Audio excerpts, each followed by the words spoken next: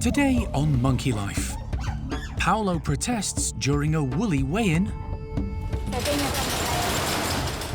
He does get frustrated quite quickly when things don't always go his way.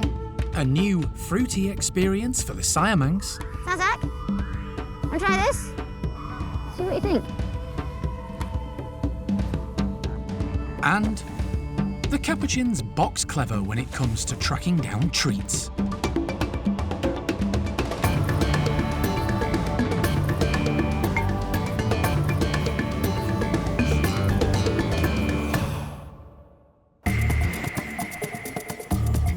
Monkey World in Dorset, buried deep in the English countryside, is the largest sanctuary of its kind on the planet.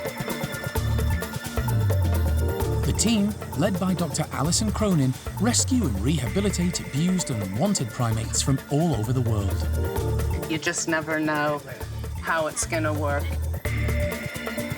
The park provides a home for more than 260 primates from 25 different species.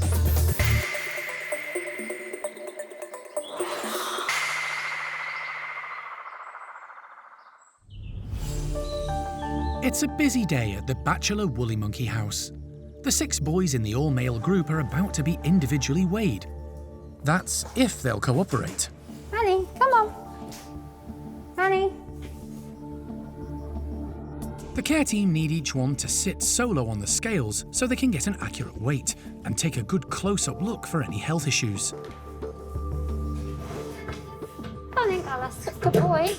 Oh, good lad. First up is 7-year-old Carlos. He's persuaded to sit still on the scales by the offer of a high-value food reward. Stand off. Good boy. 8.46. Good boy. The care team record the weight of each troop member, then let them out into their large caged enclosure. Good boy. One down. Come on, Annie. You coming in, Lemmy? Oh, good boy. Next up is Lemmy. Good boy. Come down here. Good boy. The team have been monitoring his weight very closely. He's 3.5 years old, but compared to other males his age, he's small and underdeveloped. We've done a few different medical tests just to see why he's not really growing, and so we are keeping a very close eye on him, so we do weigh him more often. But keeping an eye on their weights, also helps us if they've got to have any sedations or anything. We know the correct amount of medication to administer based on their weight. 2.58. Yeah, 2.58. Good boy. Lemmy hasn't managed to put on any weight, a cause for concern. Coming, Lemmy. Oh, good boy. The team will continue to keep an extra close eye on him. Okay, Manny. Hey, Manny. Boy, you gonna come Next to take their place on the scales are the big boys, starting with Manny. He weighs in at just under 10 kilograms. Good boy. Stay there. Dominant male of the group, Paolo, is less cooperative. Wait, come here. So being a dominant male, he does get frustrated quite quickly when things don't always go his way. So he would like to scent mark this to tell him it's his territory, and then get all of the grapes. 9.06. Okay. The largest of the bachelors is Claude, who tops the scales at just over 10 kilograms. 10.26. Good boy. With 5 of the group outside enjoying the space and tucking into breakfast, last to take to the scales is Cassius. All the way on. You can do it. Come here. Good boy. He's a nervy character and can be intimidated by the bigger, more boisterous and brash males like Paolo. Well done. 790. Good boy. For him, there's no one else around. No one else is coming behind him. Everyone's gone. He knows he's last, so he doesn't have to worry about everything. He doesn't have to go, oh, someone might be coming, or will they be coming back in? We try and make it as positive for them as possible, and we wouldn't be giving him things here, and then Paolo wouldn't be coming charging back in. And that he wouldn't sit here nicely because he knows Paolo's higher up the hierarchy. So he is very lucky coming in last because he'll get all of the treats, and he's so good at it. And to make sure Cassius can enter the enclosure without feeling intimidated, the team keep Paolo occupied at the same time. Yeah, so because Paolo's dominant male and he can get a little bit grabby and, you know, just a bit intimidating for the other boys, we want it to be positive for when they leave after doing a training session or a weighing session. So Paolo does know how to station, so we'll keep him stationed, and that's just so we know that we've kind of got a little bit of control over him, that he's going to sit here nicely, and we're going to reward him for sitting there nicely, just so we can let the other individuals out that are lower in the hierarchy than him. Just because if we were to let them out and he has a go at them because they've got some treats, and then they might not do it for us next time, we'll be a bit more hesitant. So it just makes it nice for everyone and less stressful. Doesn't it, Paolo? Is everything funny now? Oh, everything's funny now. So you can see he goes from being quite a playing type monkey to everything's quite funny, and we're going to have a laugh at everyone, aren't we? Weigh-in complete, the bachelor group can relax in their wonderful outdoor enclosure.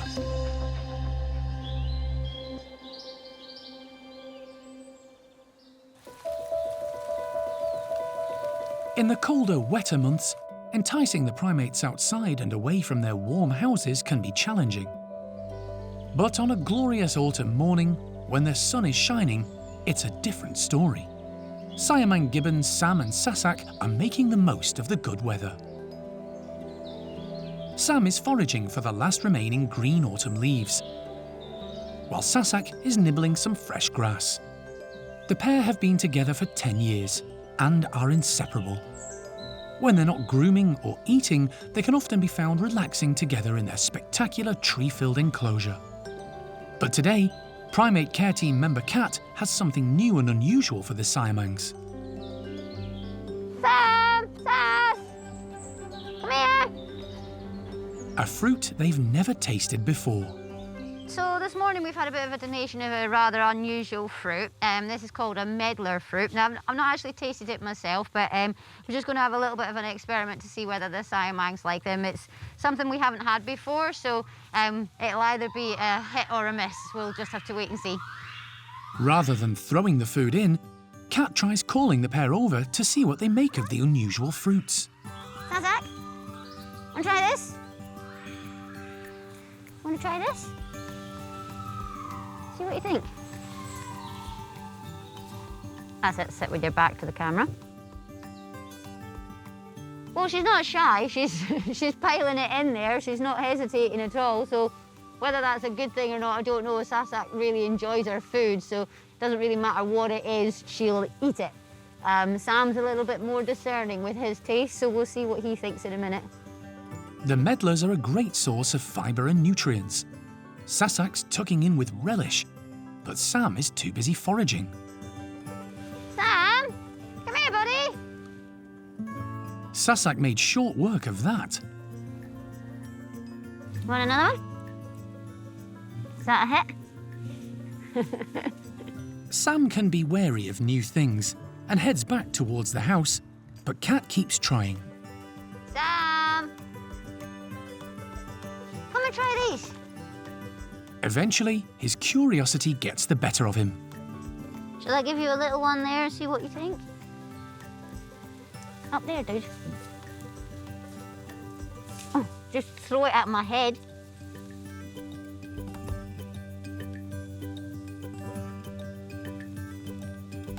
There it is. Sam seems quite partial too, but doesn't even get a chance to share his. We have to be really careful, especially with the high-calorie foods and the really sugary stuff with her. Sasak is slightly overweight. I say slightly, it's quite a bit overweight. So we do have to try and keep that weight down on her. But Sam's a bit more of a slow eater, like I say. He's very more refined and just gentle with everything that he eats. Sasak just shoves it in and gets as much as she can all the time. Most of the time, Sam will kind of, you know, hold on to it, but occasionally she will win and she'll snatch it out of his hand. The primate care staff are careful to distribute high-value foods, such as fruit, so everyone gets their fair share. This new offering has definitely won approval. Both of them are tucking in really well to them, really enjoying them, so, you know, It's something that we can maybe, it does actually grow in this country, so it's something we could maybe get some trees of and get them growing in the park for next summer maybe. Maybe take a few years for them to fruit, but we'll see. Treat time over, it's back to the trees to enjoy the day in the lovely autumn sunshine.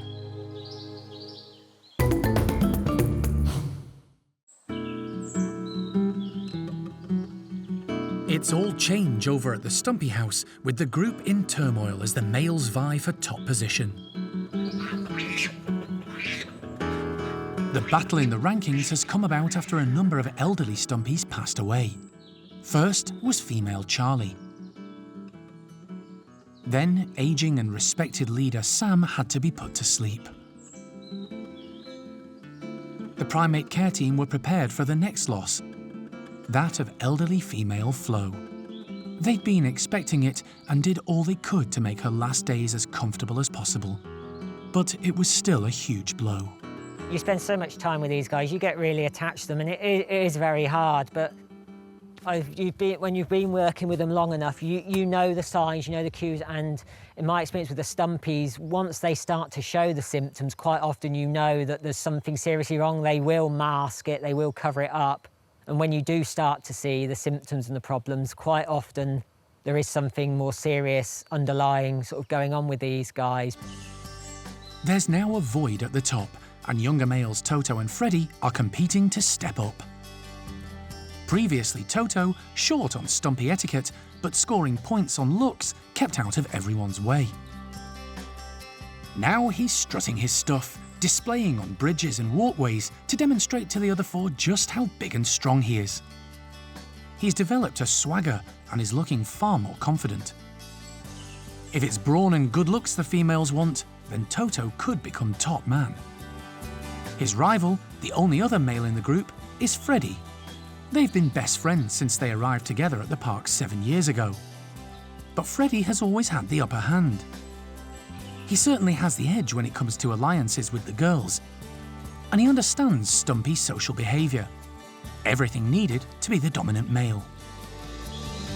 He already has Noreen's support, while the youngest in the group, Sylvie, is biding her time before she picks sides.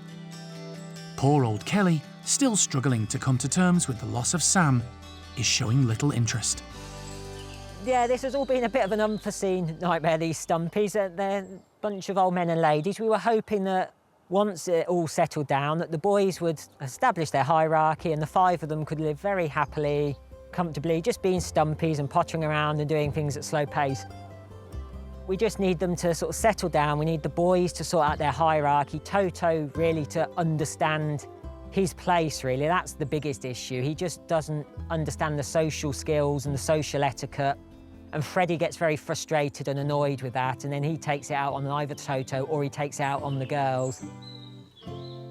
The care team hope Freddie and Toto will soon decide who's going to be the boss, and the Stumpies can settle down and become a harmonious group again.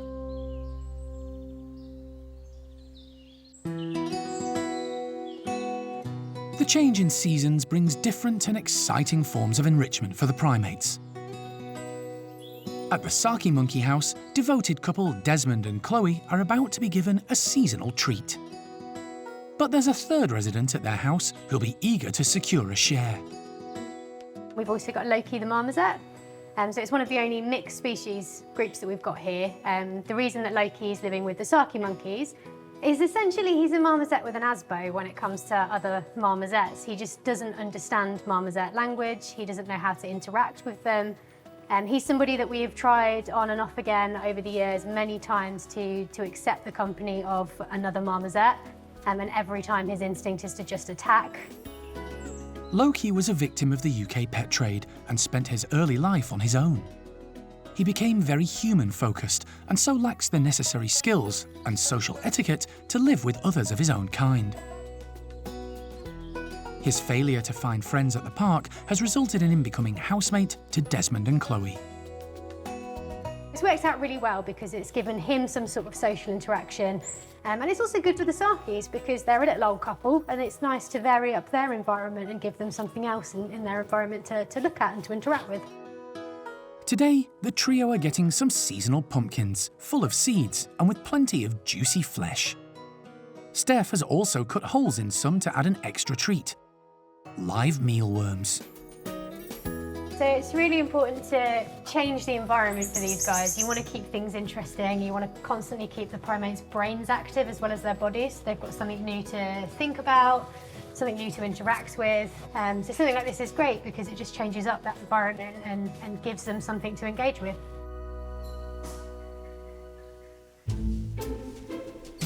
Marmoset Loki sprints out. The large orange pumpkin is bigger than he is. But there are smaller options. He's a common marmoset, highly active and always on the move. A ready-cut pumpkin is his first choice.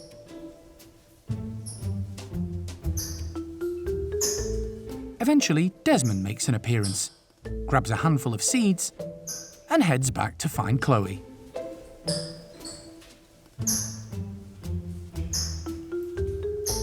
Loki's already on the hunt for more. He demonstrates great agility and strength, abseiling down to a smaller hanging pumpkin to try and pick out the seeds.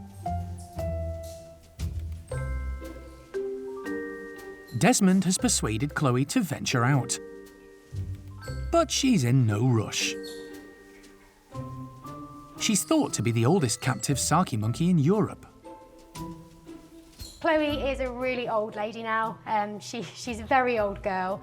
We think she might be going just a little senile in her old age. She gets a bit confused at times. So it's important that we keep a really close eye on her, make sure she's okay, make sure there's lots of stuff that she can be thinking about and engaging with, so she doesn't spend too much time just sort of sitting and gazing into the distance. But the two of them are really, really sweet together. You see lots of grooming, lots of sitting up close and cuddling. Just a really sweet old couple. The devoted pair lose interest in the pumpkins and head off together. But Loki isn't finished. The wriggly mealworms have grabbed his attention, and for now, he's got them all to himself.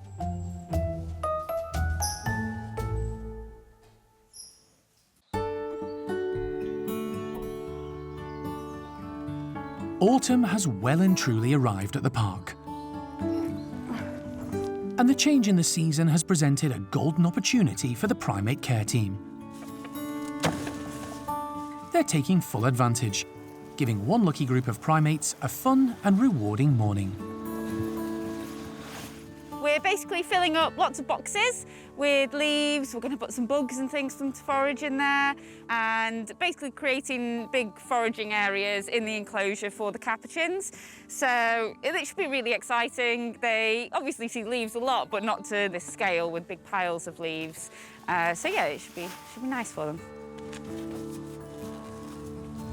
The lucky recipients are Eriko's group, made up of 13 individuals, each with very different personalities. They've had a turbulent few months, having sadly lost a couple of members, but also welcoming two newcomers, Matty and Louis. The introductions proved to be tricky, with male Matty challenging Eriko's position as alpha male. In recent weeks, order has been restored, and the group has settled down again. Eriko's kind of got his confidence up a little bit now. He's taken the dominant position back in the group. He's definitely acting more like a dominant male. And Matty seems to have realised this and kind of taken a step back. The team have gathered together a number of cardboard boxes, varying in size. They've filled them with leaves. And, just to make life extra challenging for the capuchins, their breakfast of mealworms is hidden amongst the foliage. The boxes have been stacked up and placed all around their large natural enclosure, along with extra piles of leaves, just to make life a little more fun. They're really intelligent animals, really good foragers. So yeah, they will be able to get into the boxes. They figure things out really quickly. And yeah, they all kind of have like their own little personalities and their own techniques for doing enrichment and things. So yeah, it'll be interesting to see what they do.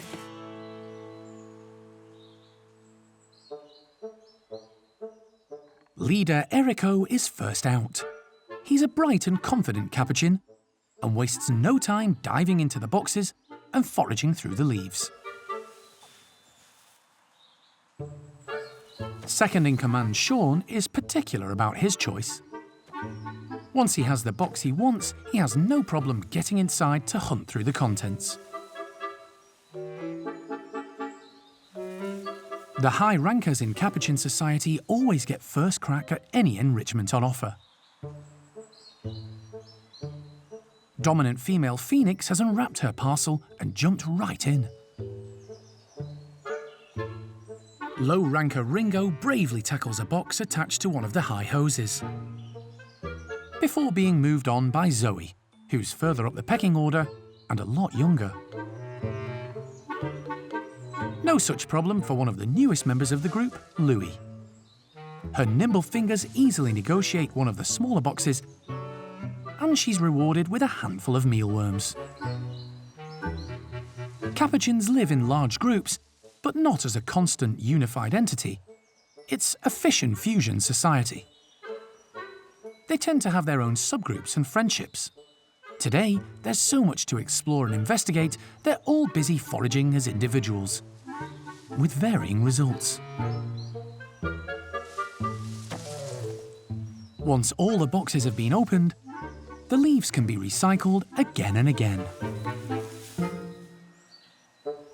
Essentially, all these leaf piles will just turn into foraging pits, and we can keep coming back and hiding their food in there over the next few days. So yeah, we've got some really nice weather. The leaves are really nice and crisp and dry. So yeah, it's like perfect autumn weather, and so it's nice to be able to take advantage of it. Some of the group have chosen to stay inside, but the care team have made sure no one misses out.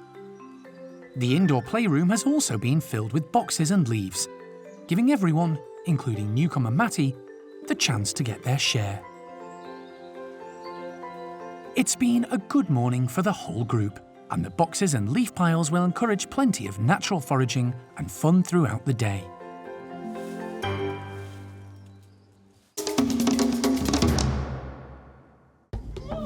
Next time on Monkey Life. A major storm pummels the park, leaving a trail of destruction in its wake. And a tough decision for Alison. I've had to close the park, and we're going to have a lot of repairs to some of the enclosures. And friction at the Stumpy House as Toto and Freddie fight for the top spot.